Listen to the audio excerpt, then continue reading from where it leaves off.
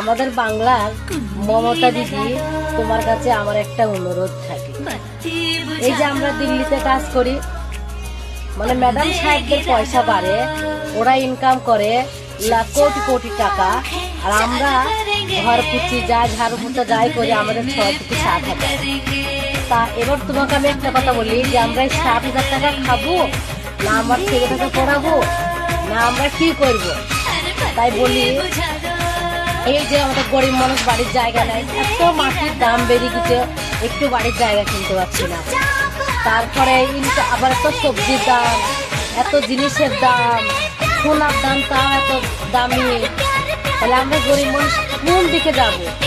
বড় লোকদের পয়সা বাড়ছে, ওরা সব জিনিস কিনে শখ মিটিয়েছি, আর আমরাও তো মিটিতে চাই। তো তোমার কাছে একটা অনুরোধ থাকলো, সবাই মিলে ভিডিওটা বেশি বেশি শেয়ার করে দিও, যেন মমতা দিদির কাছে পৌঁছে যায়।